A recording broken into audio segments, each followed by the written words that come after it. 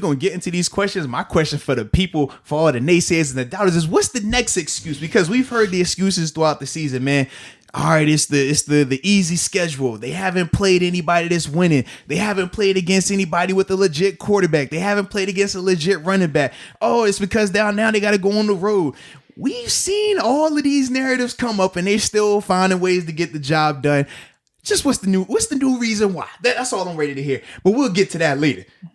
Time for these fan questions, though, man, because I'm excited because as always, man, they come through with some awesome questions. And this first one is from Tyler Morris. Shout out to Tyler. And he just asked about walking him through the locker room after a big win, like obviously the Titans and the Ravens game. And ultimately, how do you prepare for an opponent who isn't very good following that up? Because the Cowboys are coming up next. And he was like, he just doesn't want to see the team come out flat or play down to their competition after such highs. And he appreciates our fire content. So Tyler, shout out to you, man. Dude, it's nuts though, man. Anytime you are able to have one of those, or in this case, multiple wins back to back against undefeated teams, against teams that have a lot of pomp and circumstances surrounding them, teams that you fancy as contenders as well. And I think we would all agree that the Titans and the Ravens are legit teams. You go crazy in the locker room. I mean, I think you saw the videos right now of some of the Steelers players, dancing. Obviously, Juju had the TikTok in the locker room and things like that. That's what it feels like because you work so hard throughout the week. You put so many hours, so much sacrifice to have this one opportunity to win, this one opportunity to have two undefeated team versus a one-loss team.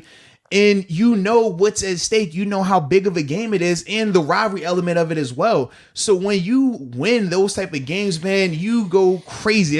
Imagine just, middle schoolers, the first time something good happens in their life and they all just jump around like kids. That's what you do even as grown men. You see 300-pound grown men in there just jumping around, hugging, high-fiving because it's an awesome feeling. But the thing is, we have what you call the 24-hour rule. And the 24-hour rule is this: regardless of what happens in the game, regardless if you win, if you lose, regardless if you have the best game of your life or the absolute worst game of your life, you have 24 hours to either enjoy it or mope around and be in the dumps. But after those 24 hours are up, you flush the toilet, you move on to the next week, because otherwise you get what they call the hangovers. You heard about the Super Bowl hangovers, or a team goes on a run of tough opponents and then they have that underwhelming performance against a less competitive team. You have that hangover like that. So that's why you always have to talk about the 24-hour rule. And I mean, here in Pittsburgh, I feel like we do a really good job of that because it doesn't just apply for when you're playing against a bad team. You have to apply it when you're playing against a winning team as well. Because imagine if the Steelers, for example, would have been out here last week, we beat the Titans. Oh man, throw us a party. And then they come out and lay an egg versus Baltimore. It doesn't matter. But when you 24-hour rule it and you say, you know what, I'm going on next week, let's get after it. It all works out like that. And that's why I feel like Steelers are being able to do what they do this year, man. Would you be in any of the TikTok videos if you were in the Steelers locker room? Absolutely. You would be. Funny thing, man. We all remember the epic AB being Dude, on I was Facebook just about Live, to right? say, was AB ahead of his time? No. So this is the thing. AB just got, because of AB's platform, people picked up on his, because obviously he kept recording when Coach Tom was speaking. Right. That's the all difference. of us were recording doing that. I get on my social media, Vince is on his social media. Wait. Swear, absolutely. Yes. While Tomlin was talking? No, I said that was the difference. Okay, I said we were all on it prior to. But the thing was, once Coach T said, all right, guys, we're talking, stop. AB didn't stop. That was why it got blown up and why people made it bigger than what it was. And then obviously when Coach Thomas said what he said about the Patriots, they blew that up as well. That was the biggest thing, man. But trust me, after every game, you pull it up on the phone because TikTok's just the new thing now. Yeah, TikTok's new. Before then, it was who gets the tweet out first or who gets the IG post out first. Now it's just TikTok. I mean, it's yeah. I'm sure, before that it was Facebook. And we can go down the list of the different things, the different social media avenues. Because, I mean, obviously you hear people talk about the brand and all of that and stuff like that. But you're just so excited. You want to give that raw emotion to the fans because you know that they eat that content up. They love it. They want to have those opportunities to feel like they're a part of the celebration. Give the people what they want. Sorry. So even though it could be a 30-second clip or a minute-long clip, to the fan base, man, they feel like they are in there the whole time celebrating. And for us, we love that because you always are trying to bridge that gap anyways. So yeah, that I would have definitely been on. I want to say one more quick thing about that question too. You know how they talk about the Tomlin loss, or like the Steelers, we have a big game and then we disappoint the next game against like an inferior opponent. I just really don't get the vibe from this team at all. I was talking to my friend, and they were talking about the Dallas game. I'm like, all right, I think we got the Dallas game in hand. Third string quarterback, just how Dallas has been playing. Oh, don't do that now. Hold on. Don't do that because you know who that quarterback is. Don't do that. Stop. You know what Willie went to. Don't do that, man. Don't do that. Go Dukes. Stop. But because he was like, oh man, I don't know, dude. Even though they're so bad, you just can't let up or anything. And just knowing the Steelers, they're gonna come out and lay an egg next week. And I was like, nah, I really don't get the vibe from this team at all. I think that's even just that narrative in general is overblown, but I really don't think that. I just don't get that vibe. I think we're going to come out and ball out whatever week it is, no matter who the opponent is. It just seems like everyone's laser focused here. I definitely agree with that, man. Shout out to that first question by Tyler. So now this next one is from AB. Whoa. We don't know which AB. It just simply says from A. What's the profile pic? Just an A. Whoa. So you never know. You never know. We're going to let that speculation just linger a little while. We don't know who AB is. But what AB says is, how do you think the injuries will affect the rest of the season? Obviously, Tyson Alualu went down. Let's see, who else went down in the game? Gilbert wasn't there. Yeah, Gilbert, he got hurt throughout the week in practice. What other I know injuries? Cam went down for a little bit, but I don't know what the report is on that. I know they Mike said Hilton. it's not serious, but yeah, Mike Hilton, he missed the game as well. I mean, I think that's it. Yeah, I think as a whole, because I don't think there was any other newer injuries, but as a whole, will the injuries have an impact? Yes, because it's starting to test the depth. We saw that even yesterday with Isaiah Buggs and Henry Mondeau, having another opportunity to play in their expanded roles. We also saw Marcus Allen make his first appearance on defense as well for the injured Ulysses Gilbert. So we're starting to see other guys have to step up and produce it and play. And I think that's part of the reason why the Steelers even made the move for Avery Williamson of the New York Jets. Well, formerly of the Jets, they made a trade with him. If you're not aware of that, that just happened yesterday. Yeah. They traded a Steelers 2027 round pick for Avery Williamson and a Jets 5th round pick. He's also restructuring his contract as well. So I do think that's a part of just trying to get more depth and just more quality players, because right now we are starting to see the team have some injuries, but I think that's just a true test to the depth as a whole to start the year out. And we talk about the role players. We talked about Henry Mondeau last week in terms of how it's not always going to be perfect, but you need impact plays. If they can get 1 or 2 impact plays per game, Drew that's the flag. huge. Absolutely. And it would have been a touchdown otherwise. So that was a huge portion of that game. Then obviously we saw Isaiah Buggs play really well, especially later as the game progressed.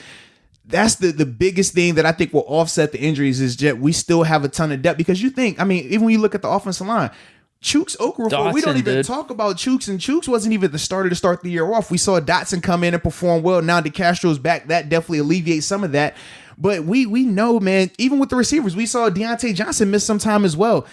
It's just a stacked team and very, very deep across the board. And that's why I think they've been able to overcome these injuries. And I think as the season progresses, some of these injuries, some of these guys will be coming back. You talk about Mike Hilton. You talk about Ulysses Gilbert. Yeah, we're winning without him. Yeah, that's pretty good. These guys are going to return. It's not season-ending type. So that's another positive as well in this regard.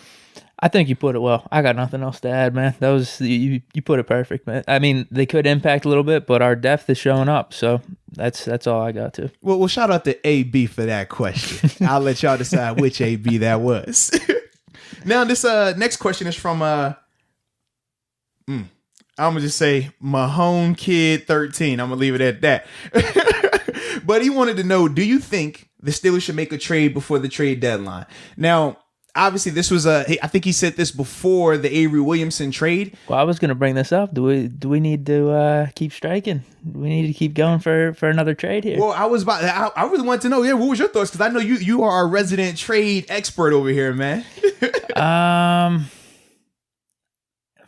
There are some guys out there. The one name that's being brought up is Desmond King from the Chargers, that they're openly shopping him right now. Corner return man. Yeah. Now, what's interesting about this one, now he's in a similar situation to Avery Williamson in that his contract ends after this year.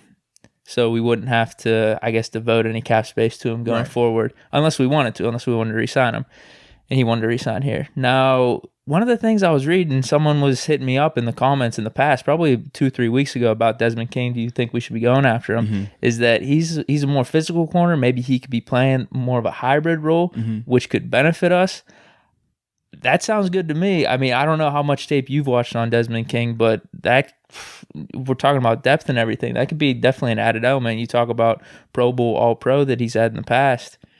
Dude, I'm definitely not opposed to it. What's it going to cost? Would it be a 4th rounder? Would it be a 6th rounder? I have no clue. Yeah, Desmond King is a phenomenal player. Really good. He's been with the Chargers for a while now. It's very successful. Like I said, corner and return man. Obviously, you can never have enough good players. I think Avery Williamson, that trade shows that you can never have enough of those guys.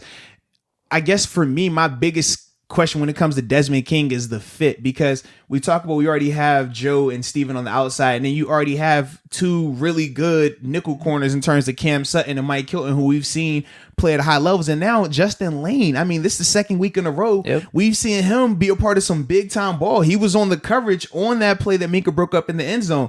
I mean, that it doesn't get any more big time than that, man. So you see the depth that's in that room as well. I agree. I think the biggest, like you said, the biggest question mark is what's the cost? Because for the Avery Williamson deal, that was perfect in terms of you essentially swap a 5th rounder for a 7th rounder, but you get a very, very quality player, a guy who has a ton of starting experience, a guy who has a ton of playmaking ability, and has been a all down, all situations linebacker. So in that regard, I thought for what they had to give up, along with him being willing to restructure his contract, I thought that was a great scenario. Now with Desmond King, I'm not sure in terms of his willingness to do some of those things, or the situation in terms of what he's trying to go to. Does he want to go somewhere where it's stacked like the Steelers DB room and he's potentially going to be fighting to be a nickel guy? Or does he want to go somewhere where maybe they're not as talented, but he's going to get a bigger opportunity to audition and get that bigger payday that he wants? Those are some of the things that I really think falls into that. Is that hybrid role off or not? I mean, what do you think of that? Like where he could come in and cover like tight ends or something like that? Without a doubt, he can do that. And trust me, the Chargers have used him in that vein at times, especially when Derwin James had went down, or even before Derwin James had got there. They like to do that with Desmond. That could be a help. That could definitely be a help. Without a doubt, it can. But the reason why I say it's up to what Desmond will be open to is because a specialized role doesn't get you paid like a number 1 corner gets you paid. Right. And that's the biggest issue. So if you're Desmond, that's why I said I don't know him personally, so I don't know his mindset when it comes to that. But some guys, that's an issue for them. Some guys, they're like, hey, I want to play where I'm going to get a chance to show that I'm the guy and get paid. I don't want to just be another guy in the number. Well, I guess it would come down to even just the Steelers-Chargers, but if you know that mindset from the Steelers' vantage point, you wouldn't want to bring him in if he's just going to be unhappy. Right. So as a the Steelers organization, you would want to know that going in. Absolutely. So you wouldn't make the trade if he was just like, nah, I ain't down with playing like 30-40%. But you would at least have that communication with his agent prior to, so you would have a feel for the idea. I'm sure if the details were, when the details come out with Kevin Colbert and Avery Williamson and his agent, there had to be conversation had prior to that, because I mean, it's a risk for the Steelers when you talk about chemistry. You talk about it. You're bringing a guy from a 0-8 team essentially, or 0-7 team. What is his mentality? What is he gonna be like bringing him into your locker room? You want to have those conversations prior to making that move, because the worst thing you could do is destroy that chemistry, right? You bring in a guy who's very talented, but is just not a fit for whatever reason it may be. And now you knock the train off the tracks, and that's what you don't want to do, especially at this stage. It's not like we're in the first 2 or 3 weeks anymore. We're at the midway point of this thing. So now it's like, all right, it's going to get a lot thicker as this thing progresses. Yeah, for sure. I like that question. Absolutely. I always like those questions. Shout out to my home kid, 13. All right, so now this next one is from Steely Mike. Shout out to Steely Mike, by the way. And he wanted to know what we thought of Isaiah Bugg's performance. Dude, I'll be real. I didn't notice too much throughout the game. It was obviously the big play. What was it? A tackle for loss, yeah, right? Yeah, the tackle for loss. Then he had the 4th and 2 stop on Lamar at the end of the game. Yeah, that's what I noticed. Outside of that, I didn't notice it too much. I mean, just even rewatching the game, man, it was hard to keep track of like what everyone's supposed to be doing, if everyone's playing it the right way, and just because how fast the Ravens offense moves. Fast. So it was tough for me throughout the game. I knew he was in there, like, because I think they mentioned him here or there, but the play I really noticed was the big tackle for loss, and then obviously you said at the end of the game there. those are clutch moments. So good game by him. I don't know. So I'll be interested because you were probably analyzing him more just throughout the game, his technique, just like the little things. So I guess the question goes back to you. Yeah. So I thought Isaiah played well. Like I said, as the game went on, early on, it wasn't just him. It was and we'll get to this as well. But I thought the speed of it when he first got in took him a little bit of time to adjust to it. And then him understanding that when you're playing against an option team like the Ravens, you have to be fundamentally sound every time. He had some plays early where he was a little bit successful.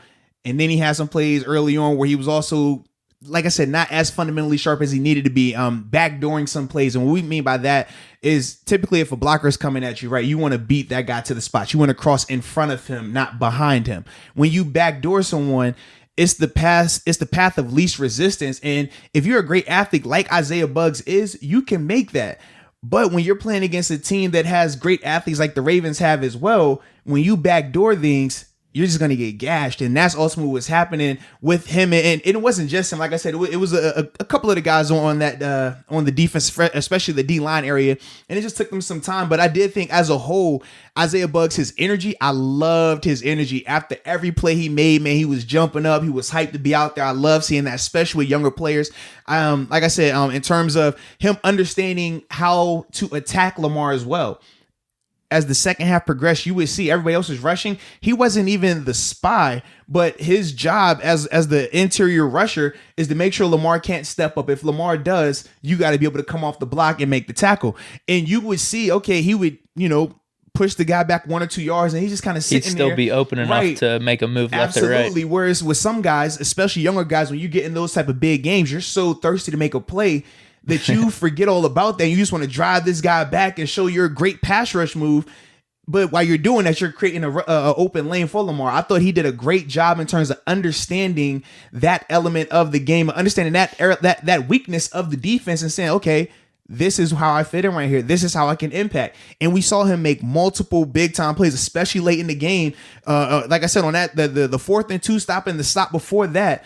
And this is, like I said, their second to last drive, not the last drive, the second to last drive. We make the stop in the red zone. Those final 2 plays were made by Isaiah Buggs. But you could just see throughout the game how he was just learning that and adapting to that. But as a whole, I thought he did really good, man. Yeah, good with that. And the thing, too, that a lot of people don't realize is Isaiah Buggs had a first-round grade on him coming out of Alabama. The knock on him was... When did we even draft him? It would have been 2 years ago. The knock on him was When this. did we draft him? It was sixth round. Jeez. But the knock on him was this. First-round ability... motor was his issue. That's why you hear me praising his excitement, praising him post-play, jumping up and down, because at Alabama, you would see him take plays off. He would look good for a stretch. I mean, I want to say he led their team in sacks the one year he was down there, and he looked great. But then you would see him take 4 or 5 plays off, and it was very frustrating. It was kind of like Jadeveon Clowney. We talk about Clowney, right? Man, he'll make a spectacular play, then he kind of disappears. That was the knock on Buggs, and that's why he dropped so far in the draft. But if this kid can continue to play like how he's playing right now in terms of the energy, in terms of the effort, every snap, dude, that's a first-round talent for a reason. He is good. He has the athletic ability, and we saw glimpses of that yesterday. Combine that with Hayward, Tuitt, Alualu. Mm-hmm. Now we got Mondu. Nice defensive line we got building here. Man. Hey, man, and I'm just loving the fact that we're getting role players stepping up, making big plays. Isaiah Buggs and Henry Mondu. I love that element of it, man. Love it, love it, love it. All right, and then let's see. We got our last fan question. This is the last question. Last fan question right here.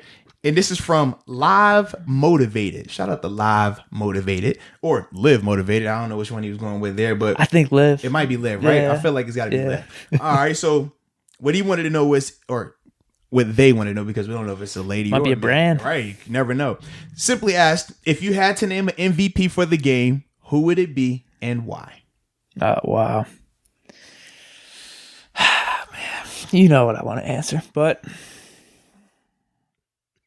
dude, without Spillane's pick 6, and I'll even say this too, Highsmith's pick 2, those were huge.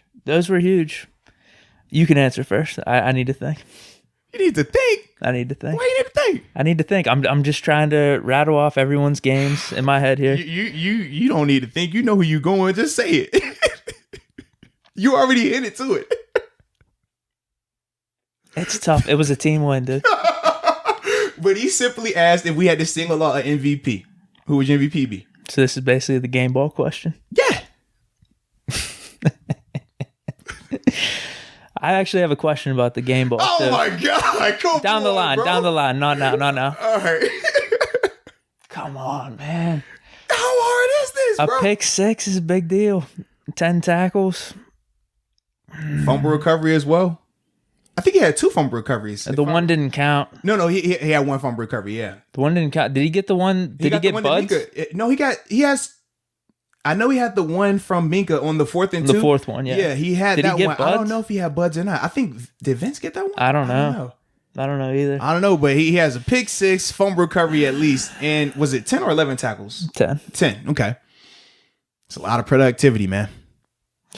Juju played good too. It's a lot of productivity. Hey, are you finished yet, man? We know who you about to say, man. Just say it so we can go, bro. So I could say it, and then we just. You gonna say it regardless, ain't you? I just don't want to get into a debate about it. You said it last week, so if you gonna say it last week, for certain you gonna say it this week. No, I didn't give him the game ball. You wanted him on the picture though. I wanted him on the picture. So I wanted him in the conversation. If he's in the conversation, then you was gonna give it to him. Who would have got it last week? Who would you give it to last week? Last week I think I went. Did I go defense? I don't know who I went. I don't remember. I don't. Yeah. I don't know. I don't remember either. No, Did anyone I went have Boz. a pick? I went Boz last week. Boz. Yeah, because Boz hit his field goals and then Goskowski missed the game winner. Who? Oh, Juju and Deontay. You probably could have gave it to one of them. But no, I knew who I was giving it to.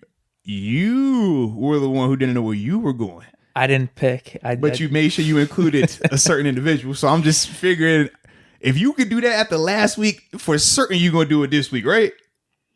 Clutch second half, dude. You don't got to sell it to me. You selling it to yourself or something, man. What's up? Go ahead. I just don't want to be like disrespectful to anyone. But you're that guy. It's okay. No, it's not being disrespectful. Clutch second half, leadership, gritty performance, comeback. He's reading the defense, calling the shots. I got to give it to Ben. Cool. 2 touchdowns. Yeah, I'm good with that. Cool. All right, who are you giving it to? Robert Spillane. This is not even a debate to me, man. If he doesn't have that pick 6, that sets the tone. The fumble recovery, I mean, just overall, he flew around the field. And when you talk about expectations, we were still having questions about him in terms of what he was going to do from a coverage standpoint. The thing that I really was impressed with about Spillane was how he handled adversity. I mean, the pick 6 part was beautiful. I mean, it was just a great call by Keith Butler in the defense. Obviously, he makes a good read on it, makes the play. But as a whole, the reason why I was more impressed with Spillane was this. Even when he had some negative plays, right? We know the Willie Snead catch that he had on him. That was a good play by Lamar, though. Like, fitting that in there. Are we thinking the same play at the beginning of the game? Yeah. This is the thing. In terms of you saying it's a good play that he fit it in there, I say it's a bad play in terms of him letting him get beat to his leverage back and forth when you're looking at the coverage element of it. But the thing with Spillane that I loved was this. Even when he had negative plays happen, he still responded with positivity. He still responded with another tackle. He didn't let one negative play become right. He didn't let one become 2, become 3. And to me, when you're talking about younger guys that don't have a lot of in-stadium experience, guys that don't have a lot of productivity under their belt, it's easy for them mentally to go into the tank sometime if adversity hits them, especially early on in the game. But for him, man, to just see him still continue to respond, even when bad things happen, he still was out there making sure that, and sometimes being the common voice. I mean, you could watch him on tape and he's the guy doing some of the communication. I loved seeing that from him, especially, like I said, this week when you knew, okay, the stakes were only going to get higher compared to Tennessee and compared to that second half of that Browns game. But how he continued to respond, he put together a complete game, 4 quarters. And that's another thing. It's like we do this a lot, right? We magnify in-game scenarios, right? And because we do know those plays are weighted a little bit differently. But to me, seeing a guy play well for 4 quarters and provide the splash that he provided, to me, man, I just think that stands out above anyone else because I feel like everyone else played their part and different times. Everyone had to step up. We talk about Ben, and we're going to get into him because, I mean, I thought he did a great job in that game in particular. But when we just go down the list, you could talk about Bud, TJ, you talk about Minka. We could just go down the list of all these guys, Juju, Chase Claypool making big plays. As a whole, though, I just felt like they were more collective, whereas with Spillane, I thought that he was more of the shining light throughout. And that was why, for me, I leaned towards him for the game ball or MVP of the game. I'm not going to argue with that. I'm not opposed at all. No doubt. I'm not. Trust me. If you, like I said, after last week, if you was gonna have been up there, He's in the mix. He was in the mix. But like I gave the game ball to Claypool whenever he had the 4 touchdowns. And wait a minute. And I don't think for the Browns game we put Ben on there. Wait a minute. You said you gave Claypool the game ball after he had the 4 touchdown game. Yep. And what was the first thing when we linked up? You said no. I put it on the caption. Yeah, but Ben balled out. I'm like, bro, what are you talking about here, bro? Just telling truth. Like, and we already said if Ben is the MVP, it's never but that guy balled out. No. Whoa. You can't say that because I just said Spillane balled out. No. The only reason you said that was because you felt that those guys deserved it more than Ben, but you knew you were going Ben. No. I just don't want to make it an either or thing. That's all. Oh boy. I just don't. You never get it's no appetizer when it's Ben. Ben is just Ben. When it's other guys though. I was willing to split the game ball into like 4 or 5 pieces. That's what I was willing to do, but you made me pick one. God.